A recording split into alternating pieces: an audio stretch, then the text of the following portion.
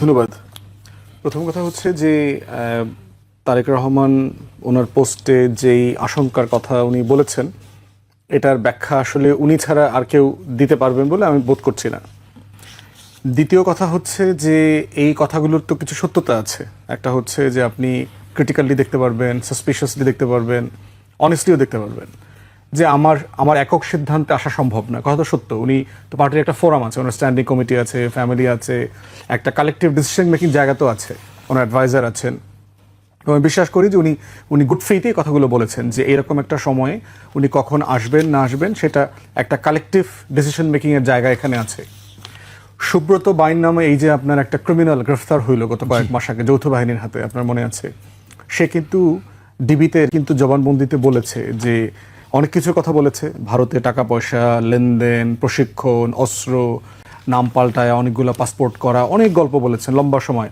ভারতের গোয়েন্দা সংস্থার সাথে কিভাবে একসাথে কাজ করেছেন, আওয়ামী লীগের শীর্ষ নেতৃবৃন্দের সাথে কিভাবে কাজ করেছেন।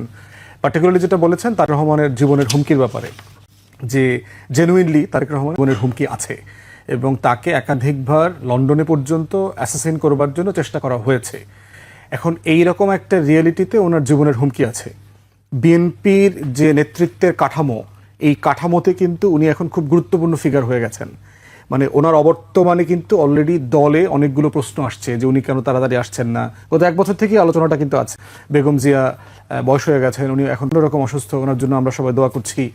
তো সেই রকম রিয়ালিটিতে প্রত্যাশা হচ্ছে উনি ইমিডিয়েটলি ফিরে আসবেন, কিন্তু আবার নিরাপত্তার হুমকিটা আছে। এবং নিরাপত্তা হুমকি আছে বলে আপনার মনে থাকার কথা, গত 1-2 মাস আগে আমরা দেখেছি যে উনি স্পেশাল প্রোটেকশনের জন্য গাড়ির আবেদন করেছেন, বুলেট প্রুফ গাড়ি, অস্ত্র ক্যারি করবার জন্য আবেদন করেছেন।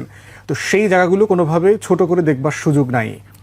এর বাইরে হচ্ছে যে আমি যেহেতু ইংল্যান্ডে আপনার লিগ্যাল প্র্যাকটিস করেছি, সেখানে আমি ধারণা করছি যে উনি অ্যাসাইলাম ক্লেম করে সেখানে আছেন। তো অ্যাসাইলাম গ্রান্ট হলে যেটা হয়, ওই ডকুমেন্টটাতে লেখা থাকে যে আপনি এখানে থাকতে পারবেন এবং এই ডকুমেন্টটা দুনিয়ার সব জায়গাতে নিয়ে আপনি ট্রাভেল করতে পারবেন এক্সেপ্ট কান্ট্রি অফ অরিজিন। মানে যেই দেশের ভয়ের কারণে, গভর্নেন্সের কারণে আপনি ওই দেশে যেতে পারেন না, ওই আপনার যাওয়ার একটা বার থাকে। তো অ্যাসাইলাম ডকুমেন্টে এটা লেখা থাকার কথা যে উনি বাংলাদেশে আসতে পারবেন না, জেনুইনলি থাকে। কারণ হচ্ছে যে আপনি বাংলাদেশে জীবন হানির সম্ভাবনা আছে বলেই তো আপনি ওই রাষ্ট্রের কাছে নিরাপত্তা চেয়েছেন। অতএব জেনুইনলি তারা বলবে যে আমাদের নিরাপত্তার শর্তের ভিতর একটা শর্ত হচ্ছে যে আপনি বাংলাদেশে যেতে পারবেন না, অন্য যে কোনো দেশে যাবেন, ঘুরবেন, কোনো সমস্যা নাই। যদি না উনি ব্রিটিশ পাসপোর্ট নিয়ে থাকে, আমরা জানি না উনি ব্রিটিশ নাগরিকত্ব নিয়েছেন কিনা, বাট অন্য বিভিন্ন সময় শুনেছি যে উনি নেন নাই। উনি লন্ডনে এখন অ্যাসাইলামের উপর ভিত্তি করে হয়তো পার্মানেন্ট রেসিডেন্সি নিয়ে আছেন। তো সেখানে ওনার এক্সিস্টিং ট্রাভেল ডকুমেন্ট দিয়ে উনি বাংলাদেশে আসতে পারবেন না। সেই জায়গাতে হতে পারে যে মাননীয় পররাষ্ট্র বিষয়ক উপদেষ্টা যিনি বলেছেন, তো সেই ডকুমেন্টে যদি আপনি আসতে না পারেন তাহলে বাংলাদেশ সরকার ওনাকে একটা ট্রাভেল ডকুমেন্ট পাস ইস্যু করে দেবে। তো ইস্যু করে দিলে উনি আসতে পারবেন। কিন্তু টেকনিক্যাল প্রবলেম হচ্ছে এই আসা যাওয়ার মধ্য দিয়ে ওনার ইংল্যান্ডে থাকার যে রাইট আছে সেটা ক্ষুণ্ণ হবার একটা সম্ভাবনা আছে। তো সেই রকম একটা লিগ্যাল জটিলতাও থাকতে পারে, এটা আমি ধারণা করছি, জাস্ট লিগ্যাল অ্যাজাম্পশন থাকতে পারে।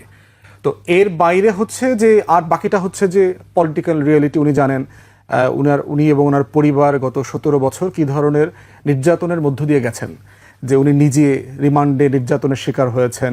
যৌথ বাহিনী, ডিজিএফআই, এনএসআই, ডিবি সবাই মিলে ওনার উপর যে টর্চারটা করেছেন 1/11-এর সময়, সেই টর্চারের গ্লানি কিন্তু ওনাকে এখনও নিতে হচ্ছে। ওনার শরীর এখনও পুরোপুরি সুস্থ না, এটার দাগ এখনও রয়ে গেছে। জিয়াপুরকে প্রত্যেকটা পরিবার কিভাবে এটার জন্য এই নিষ্ঠুরতার, আওয়ামী আমলের নিষ্ঠুরতার শিকার হয়েছেন। ভাই মারা গেছে এক্সাইলে, মালয়েশিয়া থাকা অবস্থায়। তারপরে এই আপনার মা বেগম জিয়া 40 বছর যে বাড়িটাতে থেকেছেন, সেই বাড়িটা থেকে ওনাকে এক কাপড়ে উচ্ছেদ করা হয়েছে, বুলডোজ করে দিয়ে দেওয়া হয়েছে। 40 বছরের যে স্মৃতি, এই যে কাঠামোর মধ্য দিয়ে প্রতিষ্ঠানকে, বাংলাদেশের গুরুত্বপূর্ণ নিরাপত্তা সংশ্লিষ্ট প্রতিষ্ঠানের উপরে একটা আস্থাহীনতা, একটা ট্রমার জায়গা ওনার থাকাটা খুব স্বাভাবিক। এর বাইরে হচ্ছে দলের নেতাকর্মীদের ভিতরে তো সাবুটিয়ার আছে।